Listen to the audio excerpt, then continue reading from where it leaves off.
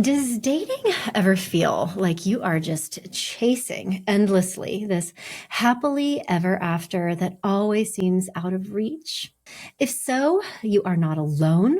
Many people who are looking for love are stuck following the old rules and getting hung up on these old ideas and feeling really frustrated because they can't connect with that love, that healthy relationship that they're looking for. And so, if this is resonating with you, you are in luck today. Our guest on the podcast is my dear pal, Damona Hoffman, who is a true dating expert. She is the award winning podcast host of Dates and Mates. She is the official love expert of the Drew Barrymore Show. She has written dating columns for LA Times and Washington Post, and she has a new book out called F the Fairy Tale, where she talks all about the myths and unhelpful ideas that may be holding you back that you don't even know about yet. And she's here today to tell us all about them. So, Damona, thank you so much for spending this time with us today. Thank you for that illustrious introduction.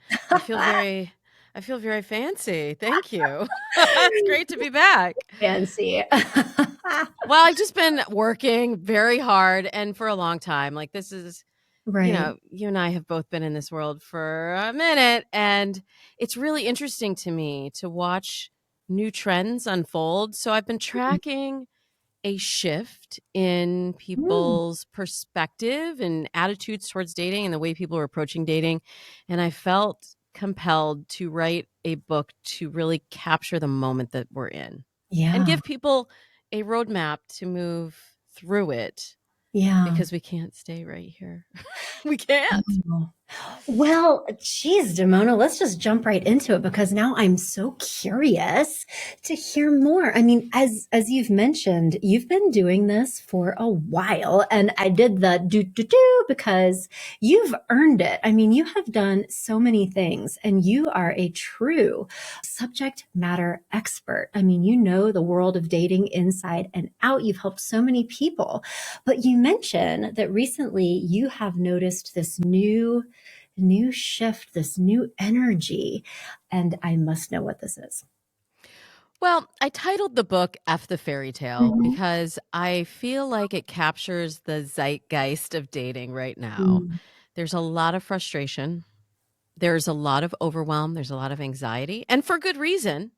But I wanted people to understand, well, how did we get here? I Mm. wanted it, I say it's not a how to book, it's a Yeah. why how book. Why are we here in this space where something that used to be so joyful, so much fun, Mhm. so bring us so much positivity in our lives has come to be just the most dreaded aspect of Mhm. our lives. And then how do we move out of this? How Yeah. do we move forward with a roadmap, with strategies that can get people unstuck? And as you said, I've been doing this for I honestly stopped counting. I think it's 17, 18 years. I've been doing this a long time. Mhm. I met my husband online 20 years ago. Yes, people were online then, Mazel everybody. tov. Yeah. Thank you. Mhm. And I know in Hollywood years, that's like 75. But but we met online, and soon after, people started coming to me asking for my secret. How'd you meet this great guy online? Mm. And I realized there was usually a mismatch between what people thought they were saying, what they thought they were putting out into the world, and what they were really wanting and what they were actually saying. And Mhm. so when I aligned that for people, they ended up finding love like me. And so that was my entree into dating coaching. I started originally as a profile writer Mhm. and then added different certifications and skills as my clients moved through the dating process. And I've just really found that there is a system. There is Mm. a process that when you apply the steps and you do it mindfully and you do it strategically, it works. I've helped people of all ages Mhm. in all different places around the world. So I know that it works, but I also do acknowledge that things have shifted even just in the last 3 years since I started working on this book. And we have to acknowledge where we're at and not be like nostalgic for what dating used to be or what we read about in fairy tales or what we saw Mhm. in rom-coms. We need to look at dating as it is today with all of the opportunities, with all of the tools, with all of the information, good or bad, that's out there on the internet, Oh, with yeah. all, with everything at our fingertips. And we get the chance. I really see this as an optimistic book because I want people to walk away knowing that they get to write their own love story today. And that is way better than the situation that we were in even a few decades ago. Oh, for sure. Well, and I mean, that's, I love that about your message because it's so hopeful. And I think that just emotionally, that's one of the hardest things for people who are in this space of just wanting something so much. I mean, wanting a partner that they can build a life with and feeling so, I think, helpless is the Mhm. word that comes up to create that. It feels like it's always so out of reach. And so for you to then come in and be like, there's a process, try this and have it work for people is just so like, yes, please. Because I think that people are really eager to have that kind of leadership, right? To get those different results. But I'm still so interested to know, like when you talk about this shift over the last 3 years, the way that you began describing it, it seems like dating has shifted from something that used to be fun, and interesting, like meeting new people, to this. I mean, you used words like dread, that it has turned into this very like viscerally difficult feeling thing. What what is going on with that? Can we just unpack this a little bit? Because Mhm. I think it's also helpful for our listeners here to feel seen. Yeah. As usual, you're an excellent listener, and you did very astutely pick up those words that I was throwing out Yeah. because they're words that I hear from my Dates and Mates podcast listeners, from my Mhm. clients, that they're dreading it, they're frustrated, they're overwhelmed, they're disappointed in Mm, dating, they're burnout, and these aren't new words. Like it's funny because prior to the pandemic, I kept getting asked to talk in media about dating burnout. mm, And that was like the main topic. And then when the pandemic happened, everything shifted and everybody moved online and nobody wanted to talk about dating burnout anymore because dating apps were sort of our lifeline to any connection. And they were flooded with new users, mm, some of whom knew how to use the apps, some of whom were just kind of kicking the tires, some of mm, whom had bad intentions, some of whom just didn't even know what their intentions were. mm, So while I'm thrilled that dating apps have become less stigmatized, I realize that there's a lot of variety out there right now.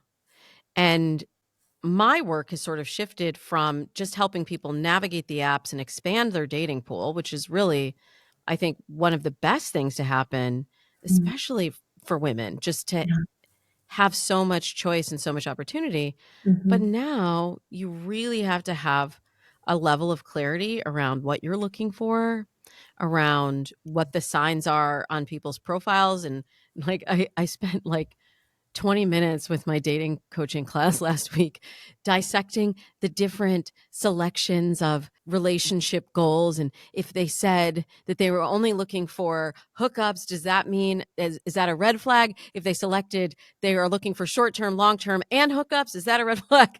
Like, deconstructing all of these little micro choices. I mean, we have to make so many choices in our digital lives, and mm, dating is another place. Dating apps, and I speak of really the entire realm of online communication, mhm. because online dating isn't just dating apps. It's No. also social media, right? It's texting, it's the DMs, it's Facebook messages, it's Instagram, it's TikTok, it's so many things, and we're living our lives online. But for some reason, we still think it should be like old fashioned, and we apply certain rules that we applied to IRL dating, or, prior rules of gender roles Mm, to dating apps. And that ultimately causes a lot of the frustration because a dating app is not a human. Dating app doesn't have feelings. It doesn't know your life. I don't think AI is going to become sentient. That is not at all what I'm worried about with AI. I have other worries that we could talk about at another time, but that is not what's happening with the dating app. Yeah. But I feel like people have put so many of their eggs in the dating app basket Mhm. that now they're putting so much of their frustration on dating apps. Yeah. And I think there's a both and solution here.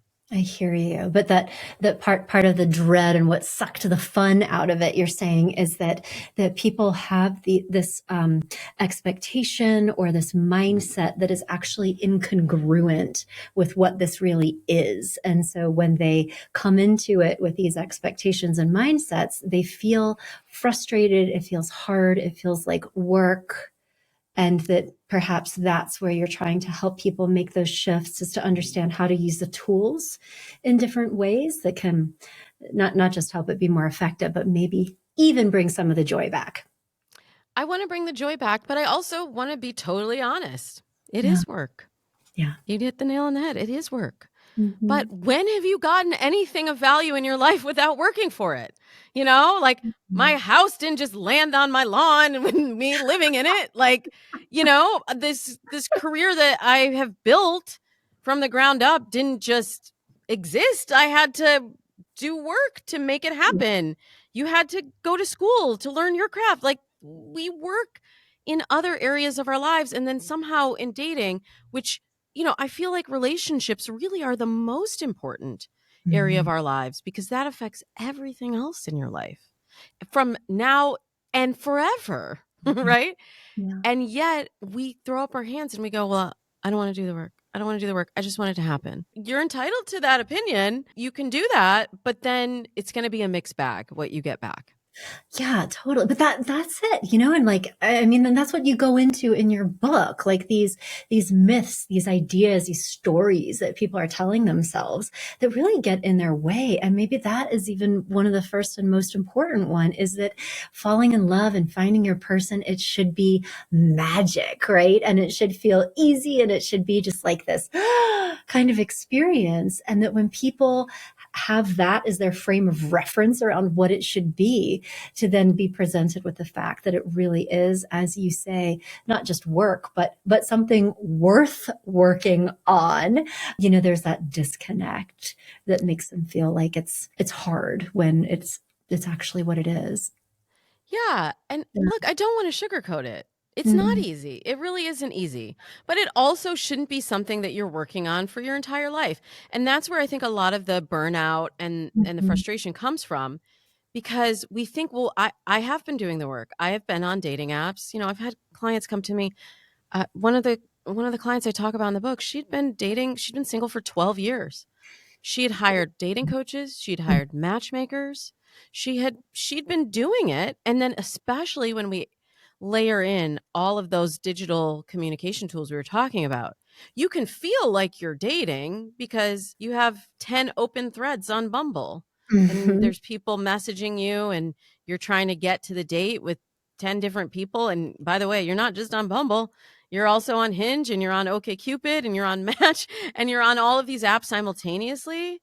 Yeah. During the pandemic, I think the average was like 3.5 apps. Like, I know you can't have a half app, but like, people were on multiple apps at the same time.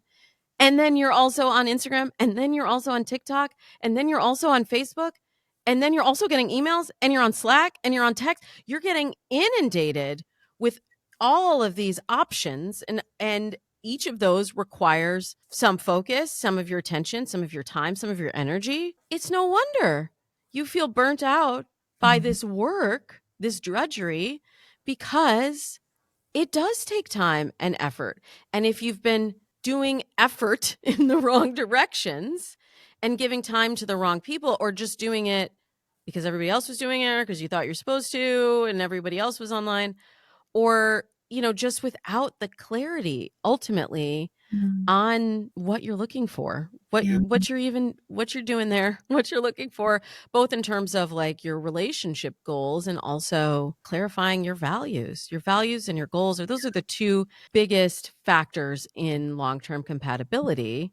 Mhm. And so, it's nobody's fault who's listening right now, it's not your fault Right. that this is happening, that you're burnt out, but I want you to recognize that this is an opportunity. Like, I would love for this to be a wake-up call for people that are feeling frustrated to really do like an audit, do an energetic Mhm. audit. How have you been spending your time? Are you doing it mindfully? Are you doing it out of obligation?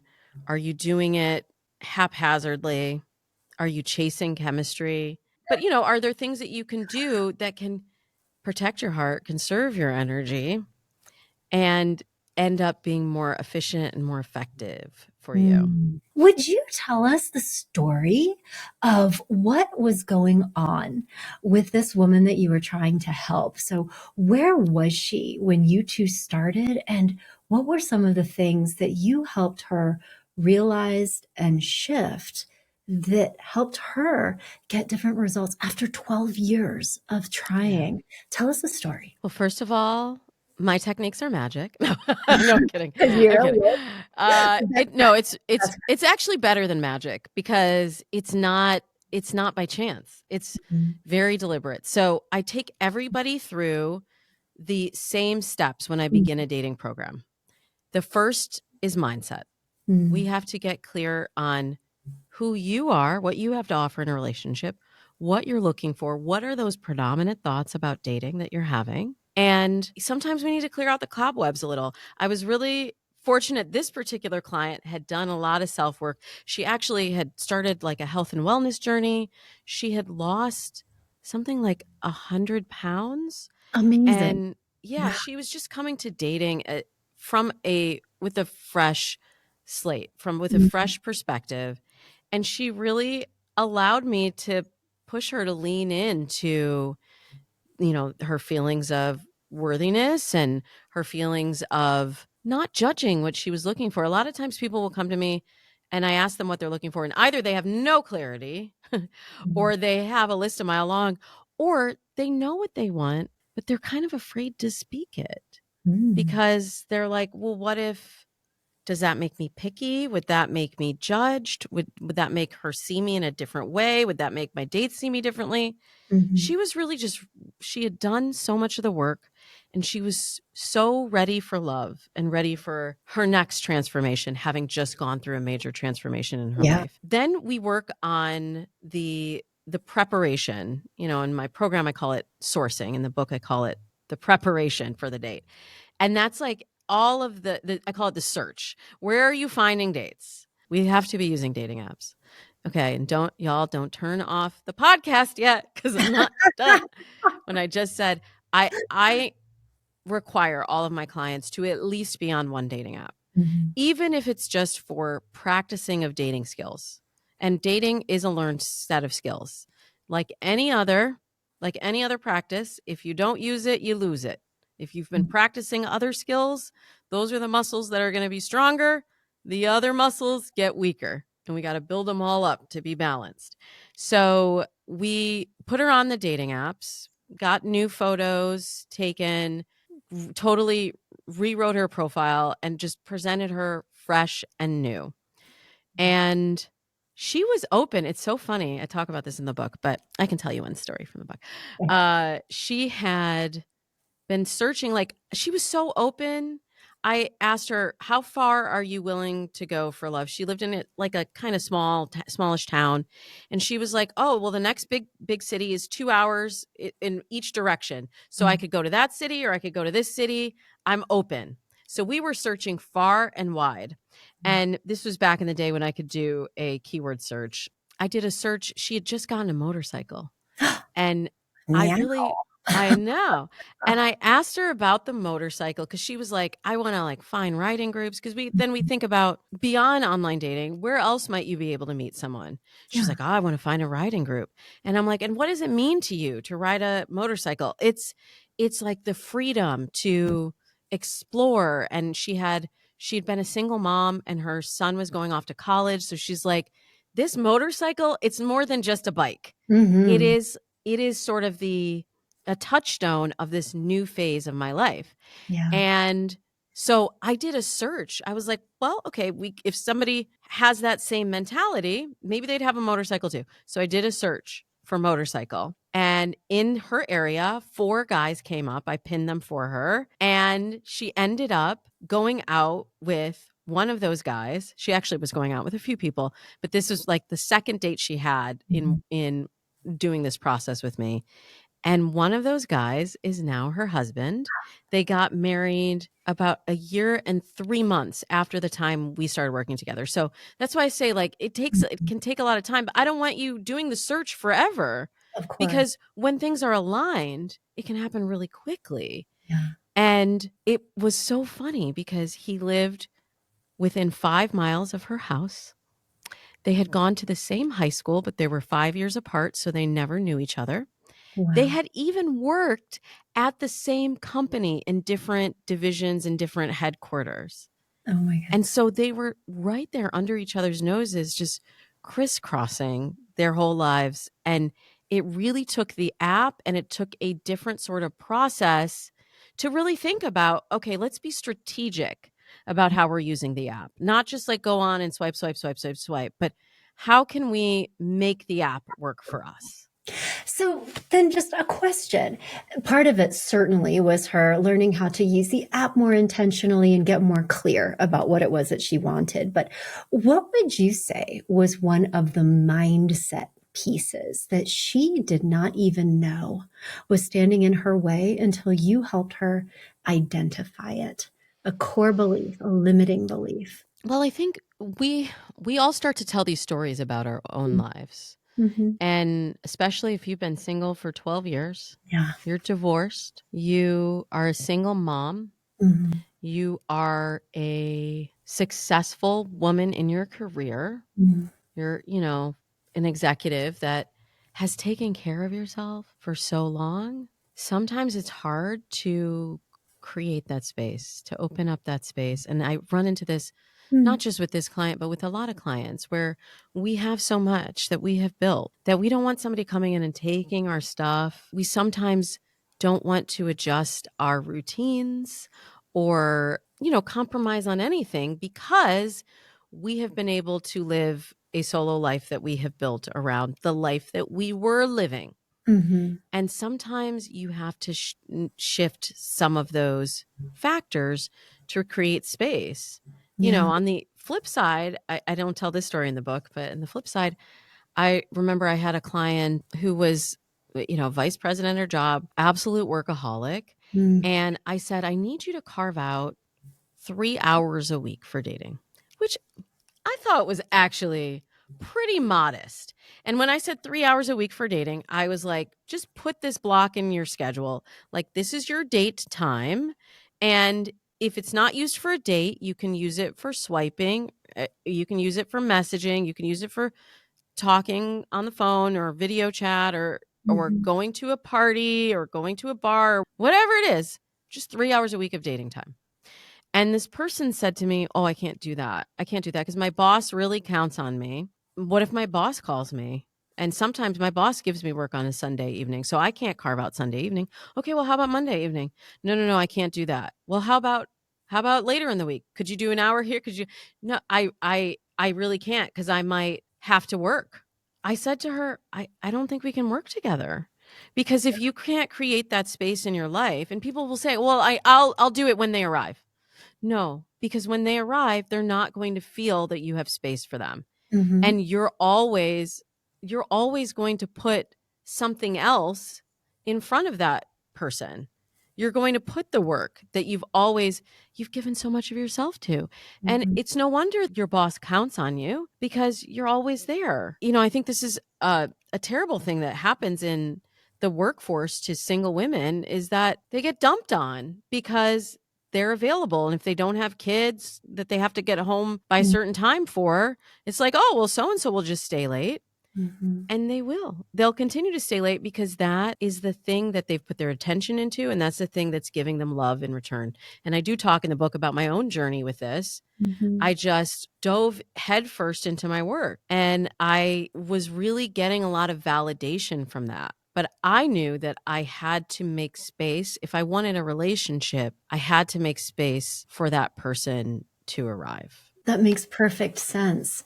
It's like energetically, you are already occupied. There's nothing in that that is receptive to having somebody else come in. That there, it's so well defined, and I think especially getting, even into midlife, into your 30s, that you have this identity that's been built around all of these other things, and that there's literally no space in terms of your time, but also within your flexible inner self to accommodate another person. And then, like, going back to the story about the one woman you were talking about who's gone through a divorce and single parenting. I mean, throw a little bit of trauma in there. Like, I mean, somebody who's Yeah. legitimately had bad experiences with this around why should I? That it, even on a subconscious level, feels so much safer in some ways to just be self contained. And even if intellectually would like a relationship,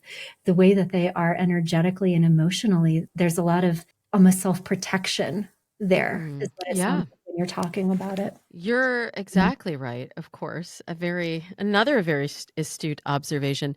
And it's also just in being an attractive sexual being when you've been in mom mode. I get it. I'm a working mom. When you have been in a certain role through most of your day and through most of then 5 years, 10 years, 12 years, mm, that is the practice persona that mm. you are putting out. And sometimes it does take, like, she did a boudoir photo shoot. She was like, I feel great. Like, and sometimes it's an action that you have to take.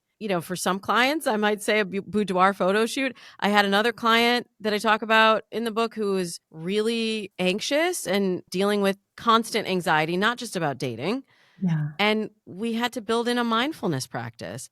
And then she had the practice already so that when she met her person, Mm. she was like, this is a really important practice in my life. This keeps me centered. This keeps my anxiety at bay. And she was able to start meditating with her partner. And That's he also was very anxious, so they could come together and be perfect. calmer together. But yeah, it all comes down to storytelling. And what's the story you've been telling yourself? What's the role that you've been playing and acting out day after day after day? And then how do you create space for a new role to Mhm. emerge? And some of it is a mental shift, as you were saying, but some of it is literally physical time. I've had conversations with clients who say, "Oh, well, I matched with this person, but then I told them I couldn't meet this week, so we set a date for next week, and then by the time we got to next week, they unmatched me or they ghosted or whatever." Time is really of the essence here. Mhm. And that's the thing with having all of our dating pools expanded and so much more opportunity. There's the opportunity for the other person to meet someone else who captures their attention too. In that interim space, if you're like, I'm busy, busy, busy, busy, busy, and you're not keeping the line of communication open, you're just pushed further and further down in the thread. And then, what I hear from Dates and Mates listeners is like, well, I want to be pursued. I am the prize. I want them to really see me and value me. And it's like, they don't even know you yet. You're a picture in a phone. Right. They don't even know you yet. Yeah. And how will they? Well, and that also speaks to, like, I say the same thing about rejection. Like, we sometimes get scared to even send that first message or swipe right, initiate anything because we're like, well, what if I get rejected? How could you be rejected if they don't know you yet? But the other thing that I love about your approach, and what you also talk about in your book, is that it's not just about dating, right? It's also about using really solid principles of healthy relationships, because the goal is not dating. The goal is to build a partnership, a love, an enduring relationship. And I think that you do such a nice job of talking about what those pieces are, like what really matters, because it's easy for there to be a lot of noise, especially if you throw in some chemistry, or if you're like making decisions based on the wrong things or not having that clarity. Because, the other outcome is that you can date and wind up in a relationship that is not a good relationship, or this cycle. I mean, I've seen that a lot with my clients. Like, they date, they meet somebody, it lasts 8 months, and then rinse and repeat. And they do that over and over again. So the problem isn't dating, but it's like the kind of relationships that they're getting into. Can you say a little bit more about that piece? I could tie it back to your original question about like, how do we make dating fun again too? I also look at dating as one of the greatest opportunities for self-study. Some of my clients come to me with clarity on what they're looking for. And then as they go through the dating process, they get new clarity or they see themselves changing and evolving. And I love that process. As long as it's not a harmful and abusive relationship, I feel like there is value in most relationships or dating experiences to learn more about what you need, how you are interacting with the other human across from you, and how you can then apply that to your relationships going forward. So I think that's why we can't just talk about dating without also talking about relationships, but it's ultimately all in service of building the best relationship with yourself as Mhm. well. And what I want people to know from reading the book is to realize that they are holding the keys to their dating destiny. We Yeah. do have more control over what happens in our lives than we give ourselves credit for. Of course, if you are living free and you're living in a country where you have free will, first of all, hashtag gratitude, like just have gratitude for that first and foremost. But then use Mhm. that power that you have to create the life that you really want to be living, whether Mhm. it's with a partner, whether it's single, whether it's in this dating discovery period for longer. I don't look at an 8-month relationship as a failure. And I want people to know that there is this system that when you follow it will lead to the results that you're looking for. And I can't promise the timeline, but I do know that it works. And if you get to the end, this is why I say it's like I talk about dating loops on my podcast all the time. It's a loop. If you get to the end, we talked about, the mindset, the search, the date, and then the last section is the future. And Mhm. if you get to the end of the road with somebody and you're like, oh, this person is not my future, it's okay. Yeah. Now you have new information. We go back to mindset and then we go into the search. And maybe we apply differently, like you were saying with your clients. Maybe you learn something Mhm. new that you need in a relationship. Maybe they need you to help them realize those things that they are repeating and that they don't want to repeat again. But you always get a chance to start fresh. Mm. And maybe not with that person, but maybe you can learn it on the next go round. Yeah. No, I love that. Provided that you've learned something about yourself that helps you grow or get increased clarity around what it is that you want, or it's given you an opportunity to evolve in your own way of doing relationships, that really every relationship or dating encounter is a success. And I really share that philosophy that you do with relationships. And I see this a lot like in my work as a marriage counselor, is that there is no other situation that you will be in that will show you as much about yourself, that will hold up that powerful of a mirror as being in a relationship with somebody, especially somebody who cares enough to give you feedback or to help you be in experiences where you can see yourself in a new way. Because so much of our lives, without that level of intimacy and knowing, we stay stuck. We don't have a chance to understand ourselves differently. And even those moments can be so uncomfortable, right? That like, oh yeah, I did that. Boy, what a gift. And so I Yeah. love that's the approach that you're coming, is like, how can we use all of these experiences as vehicles for our own growth that are carrying us forward? We're going somewhere, even if the road is maybe a little bit more twisty and turny than what we would like it to be, which is just jumping right into the one, right? The relationship. It's always Yeah, twisty and process. turny. Even, Yeah. yeah, even when you have your person. And, as I said, I've been with my husband for 20 years. I Yeah. feel like it's still a constant practice of discovery, Yeah. self The, discovery, and also discovery about him. I want to ask you a question. Can I ask you a yeah, question? of course. What do you think of this phrase, relationships are work? I have mixed feelings about it. I think that to expect that you're going to be in a beautiful, healthy, fun relationship forever and ever without putting in any intention or effort. It's like, I'm going to get in a car and drive to where I want to go without ever touching the steering wheel. That Well, that's coming. That's going to happen. That's happening right now. that's a good point, Damona. I didn't even think about that. But at least But in, it in does come with its risks.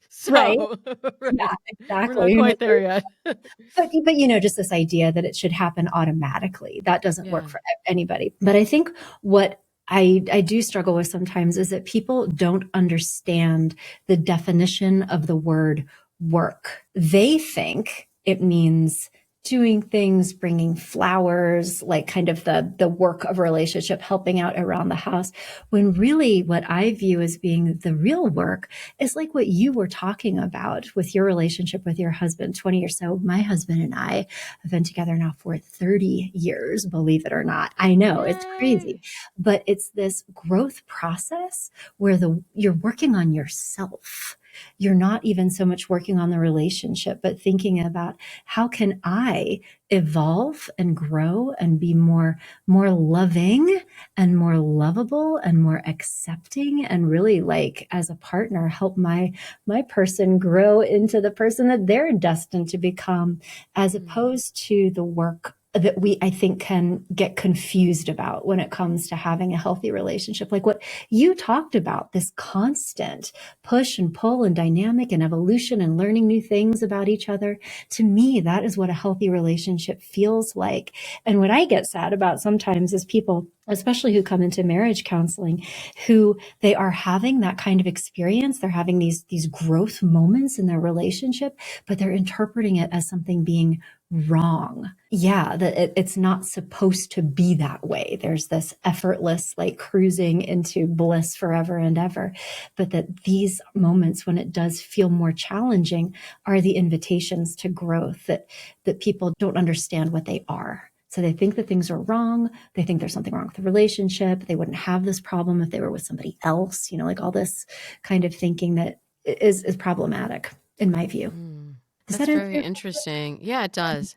I have strong feelings about this too, because question? I say in the book, like, relationships, I think it's another myth. It didn't get its own chapter, but it's a myth that relationships are work, but they do require focus. Yeah. And so you're so right. Like, what is the definition of work? If it means that you have to show up and be thoughtful and deliberate about your words and your actions, and that you might have to make some shifts, and that you might have to listen more than you talk, and Mhm. I then yeah, okay, yeah, it's work, but I like to think of us as on the same team, Mhm. and like a win for him is also a win for me. Exactly. And so whenever we have any kind of friction, I look at it as, like you said, an opportunity of, like, okay, help me understand, Mhm. because it's not you versus me. It's like we're part of the same organism here, Yeah. and everything is connected. And we need to clarify, like, maybe that's something that I'm doing that's making the organism not function as well. Mhm. Maybe it's something he's doing. Maybe it's something that is usually, I assume, somewhere in the middle, right? But I always want to try to first understand, then look at solutions, Mhm. not just fix or make it go away. Yeah, exactly. And I mean, and I think we share that too. It's like that word work. Like, I think what we're really talking about right now, Damona, is love. That is what love actually is. It's what it looks like. Because, I mean, love can be a feeling, but really what you're talking about is that your husband's experience is just as important as and valid as your own, and really, like, digging in yourself to find that love that supports his well-being, right? His wellness, his growth, and yours too. But so, I mean, maybe that's the real answer to your question. Are relationships work? Relationships require love, I think, is the answer. And that That's gets lost. poetic. I I think like it it. gets lost because Yeah. I think sometimes people don't really understand what love means in the way that we're talking about it when it comes to long-term relationships. It's not a feeling. Interesting. Yeah, you've given me new perspective. Oh, well, That's why I love talking to you. anytime, Damona. Well, this has been such a fascinating conversation, and I really appreciate, just as always, how generous you are with your ideas, and you come and I think give people so much hope, right? Because going back to that idea, relationships are so important. When we have them, we build our lives around them, and it is so hard to be in the space of wanting that and feeling like it's just such a struggle to create it. And through your work, your programs, your book have really, I think, just given people clarity and guidance that it's not hopeless and that they do have a lot more power to create their own destiny. And I love that about your work. So thank you again for coming today and sharing your message. Thank you so much. I really You're appreciate you giving me the time and space. And your new book, F the Fairy Tale, tell our listeners where they can find out more about that and about you. Yeah, you can get F the Fairy Tale wherever you get your books. You can find out more at F the Fairy Tale book. And it's just the letter F, the Mhm. fairy tale, which I just learned from my publisher is 2 words. I was like, no, it's 1 word. They're like, no, that's the adjective. Anyways, get F the Fairy Tale. Listen to Dates and Mates podcast. I do headlines of like what's the latest dating news, what are the newest features on dating apps, what are the latest trends and surveys. And then I do Q&A too, because I love hearing what's happening on the ground. The folks that are out here on the love battlefield. I want to know what you're going through and what you need. And so thank you for letting me share that with your audience. And of course, I'm on the socials at Damona Hoffman as well. Wonderful. Well, thank you again so much. Thank you for having me.